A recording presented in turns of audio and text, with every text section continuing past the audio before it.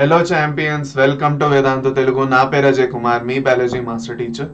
ఇంకా ఈ సెషన్లోని BSc nursing తెలంగాణలో ఏదైతే రిజిస్ట్రేషన్ స్టార్ట్ అయిపోయిందో దాని గురించి పూర్తిగా డిస్కస్ చేసుకోబోతున్నాం. అంటే కౌన్సిలింగ్ అనేది మీకు స్టార్ట్ అయిపోతున్నది. రిజిస్ట్రేషన్తో సంబంధించిన అన్ని డీటెయిల్స్ డిస్కస్ చేసుకుంటాం. ఏ సర్టిఫికేట్స్ అనేవి మీ దగ్గర పెట్టుకొని అప్లై చేసుకోవాలి, అప్లోడ్ చేసుకోవాలి తెలుసుకుందాం.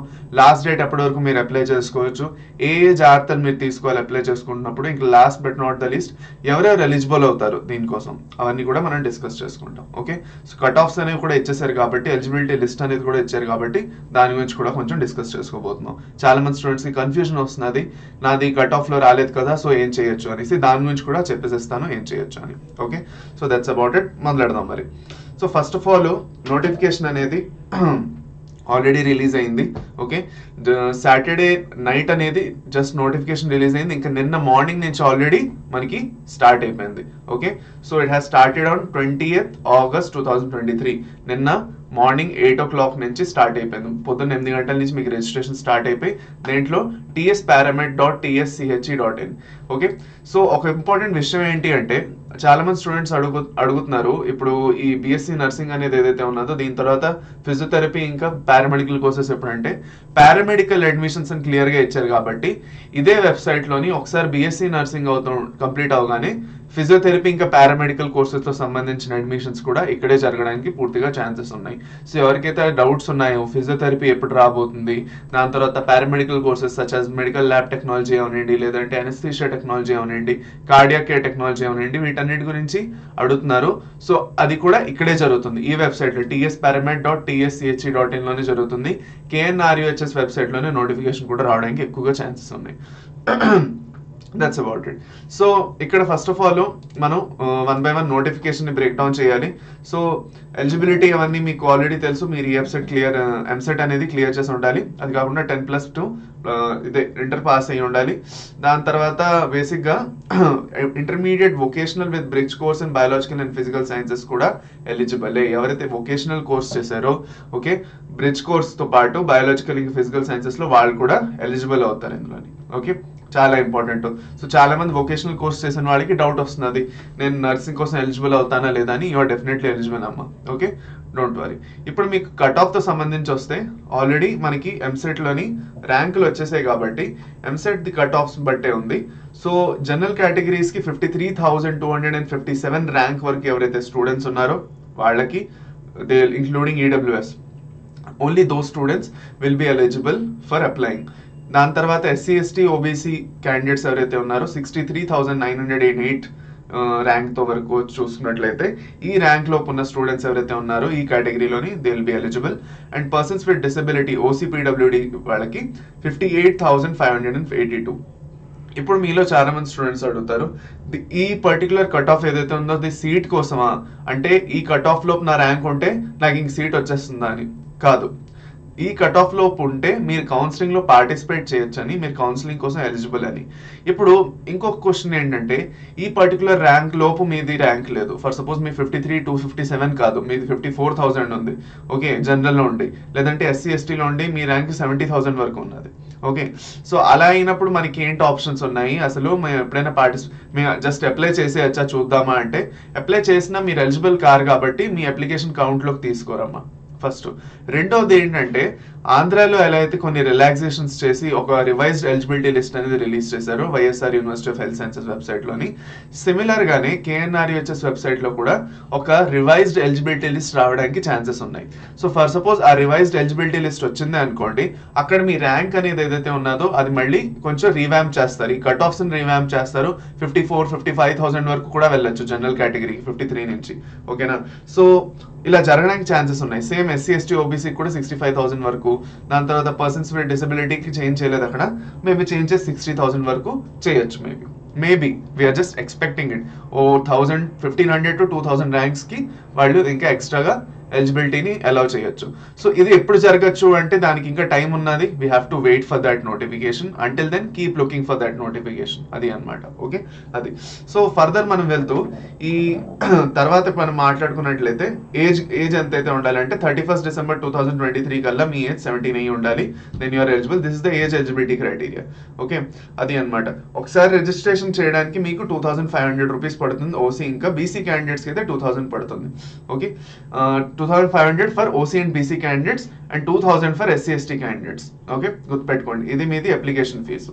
దాని తర్వాత మెరిట్ లిస్ట్ ఏదైతే ఉందో ఒకసారి మీరు అందరూ కరెక్ట్గా ఇచ్చేసారంటే సర్టిఫికేట్స్, మెరిట్ లిస్ట్ అనేది వస్తుంది. ఇప్పుడు ఈ మెరిట్ లిస్ట్ అంతా కూడా క్లియర్గా చెప్తాను. ఫస్ట్ ఆఫ్ ఆల్ మనం ప్రాస్పెక్టస్ చూసుకోవాలి. ఏదైతే ప్రాస్పెక్టస్ ఇచ్చారో మీకు క్లియర్గా డేట్స్ అనేవి ఇక్కడ క్లియర్గా ఇచ్చారు.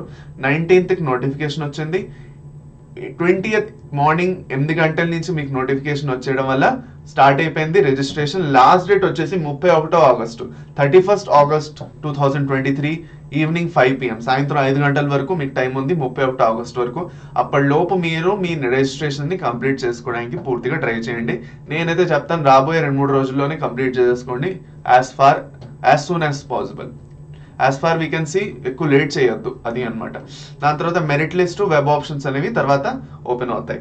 Now if you go further in to this, okay, మనకు కొన్ని రెగ్యులేషన్స్ విషయం ఎలా ఉన్నా మనం ఒక ఇంపార్టెంట్ విషయం మాట్లాడుకోవాలి. Just minute.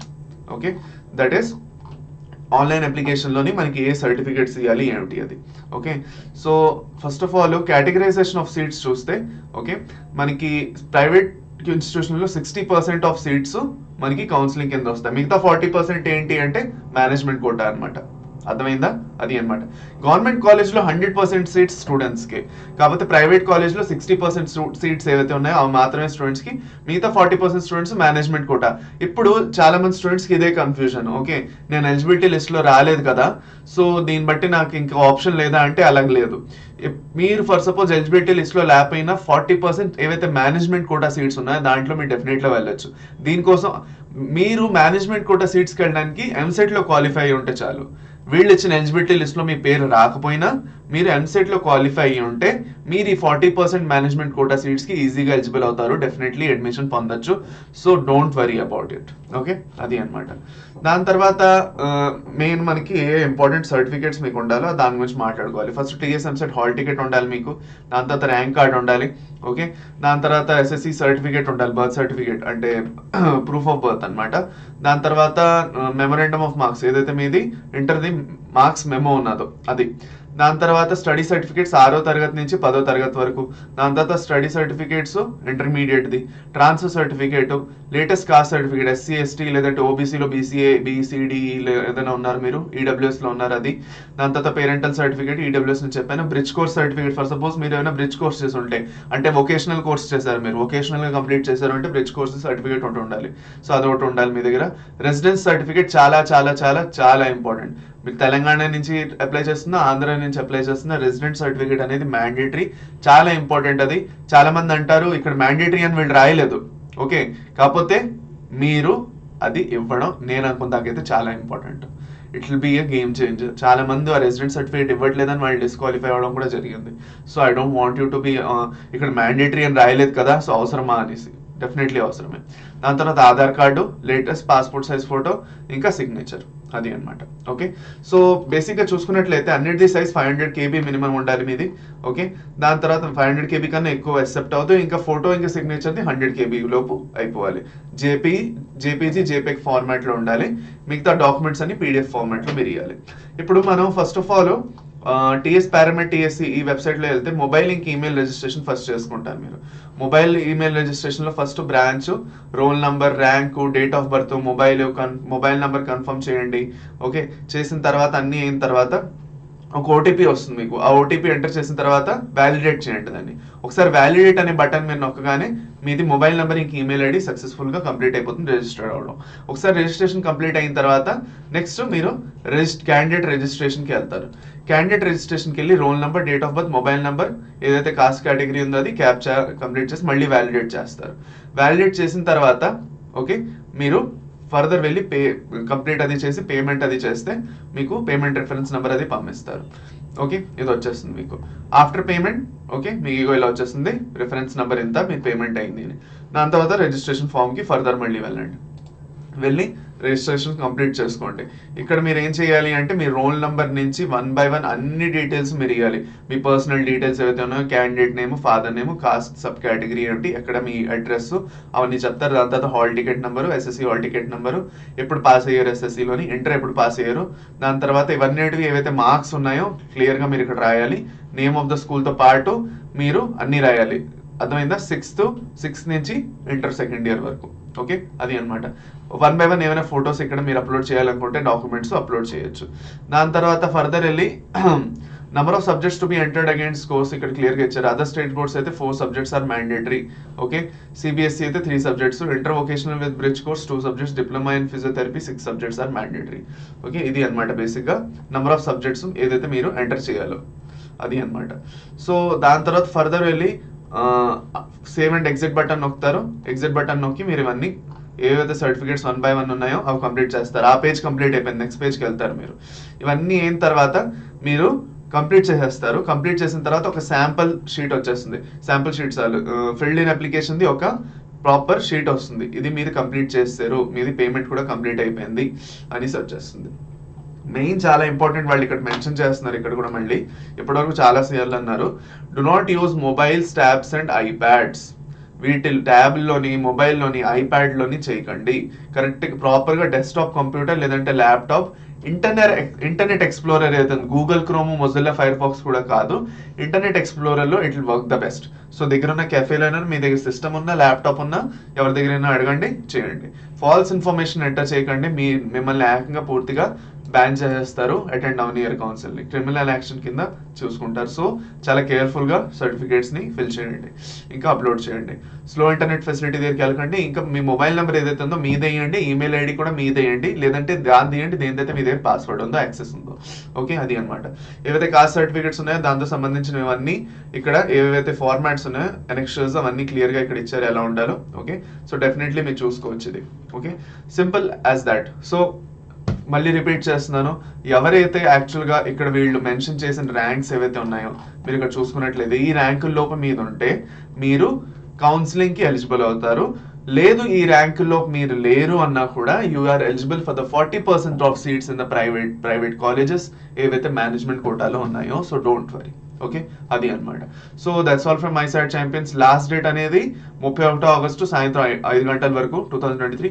సో లేట్ చేయకండి, త్వరగా ఫిల్ చేసుకోండి. దీంతో సంబంధించి ఇంకా ఎలాంటి డౌట్స్ ఉన్నా ఏమైనా ఉన్నా కూడా డెఫినెట్లీ కింద కమెంట్ సెక్షన్లో మెన్షన్ చేయండి. Okay, that's all from my side champions. This is Ajay Kumar signing off. Definitely attend చేసినందుకు thank you. Bye bye, take care, have a nice day.